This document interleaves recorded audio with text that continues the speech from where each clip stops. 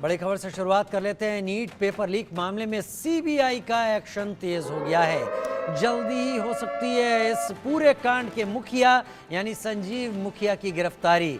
संजीव मुखिया की तलाश में शहर शहर छापेमारी इस वक्त सीबीआई कर रही है। संजीव मुखिया नीट पेपर लीक कांड का मास्टरमाइंड बताया जा रहा है। इस पूरे कांड से जुड़े हुए कई लोगों की गिरफ्तारी हो चुकी है। यहां तक कि संजीव मुखिया के राइट और लेफ्ट हैंड कहे जाने वाले लोग भी सीबीआई की गिरफ्त में आ चुके हैं, लेकिन अब तक संजीव मुखिया गायब है। जमीन खा गई या आसमान निकल गया, क्योंकि उसने गैजेट्स का इस्तेमाल बंद कर दिया है जिससे कि इलेक्ट्रॉनिक सर्विलांस से दायरे में आ पाए। उसने अपनी लोकेशन का मूवमेंट खत्म कर दिया है। शांत होकर कहीं ऐसी जगह छुपा है जहां पर अब धीरे धीरे जीरो इन कर रही है सीबीआई। उधर नीट पेपर लीक मामले में सीबीआई ने अपनी इन्वेस्टिगेशन तेज कर दी है। सूत्रों के अनुसार सीबीआई को नीट पेपर लीक के मास्टरमाइंड संजीव मुखिया के बारे में महत्वपूर्ण जानकारी मिली है और सीबीआई ने अपने सभी नेटवर्क को एक्टिव कर दिया है। देश के कई राज्यों में सीबीआई रेड भी कर सकती है। हमारे सहयोगी रितेश मिश्रा की रिपोर्ट देखिए।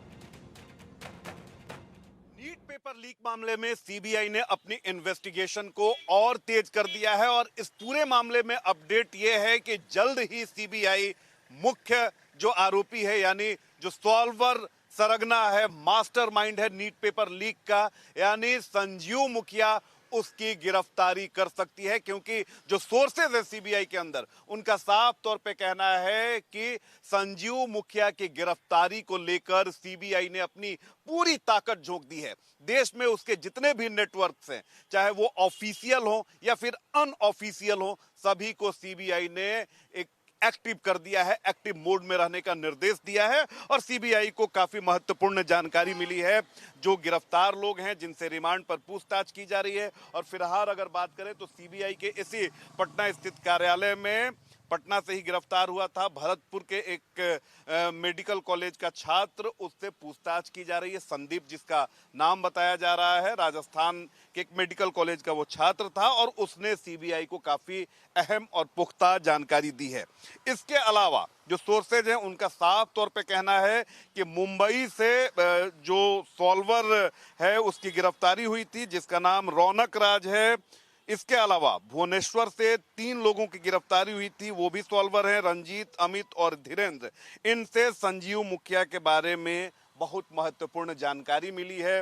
संदीप से फिलहाल रिमांड पर लेकर सीबीआई यहीं पर पूछताछ कर रही है। और इन सभी लोगों से जो खास तौर पर 4 जो नाम हैं, चाहे वो रौनक की बात करें जिसकी गिरफ्तारी मुंबई से हुई थी, इसके अलावा अगर बात करें धीरेन्द्र, अमित जिनकी गिरफ्तारी भुवनेश्वर उड़ीसा से हुई थी, इन लोगों ने सीबीआई को काफी महत्वपूर्ण जानकारी दी है। और उसी जानकारी को अब आधार बनाकर सीबीआई पूरे मामले को अब लीड कर रही है। 41 दिन हो चुके हैं सीबीआई जब से इस पूरे मामले को इन्वेस्टिगेट कर रही है और इन 41 दिनों में 41 लोगों को गिरफ्तार किया गया है और पहली चार्जशीट भी सीबीआई ने कोर्ट में सबमिट कर दी है, जिसमें 13 आरोपियों के नाम है। और सवाल उठने लगा था कि आखिर देश की सबसे तेज तर्रार संस्था है जो देश के 24 लाख बच्चों के भविष्य के मामले की जांच कर रही है, आखिर उसकी जांच की जद से क्यों अछूता रह जा रहा है संजीव मुखिया। लेकिन अब इस पूरे मामले में ये अपडेट है और ये खुशी वाली बात है कि सीबीआई बहुत जल्द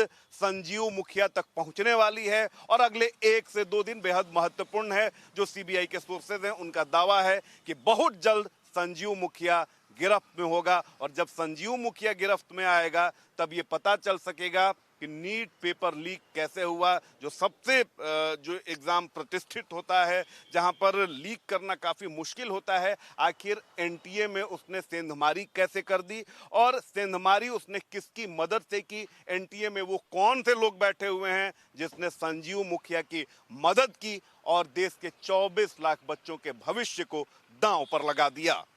अभिषेक के साथ रितेश मिश्रा, इंडिया न्यूज, पटना। फिलहाल आगे बढ़ रहे हैं एक छोटे से ब्रेक की तरफ। कई मंच चाहिए, बहुत जल्द हाजिर होते हैं।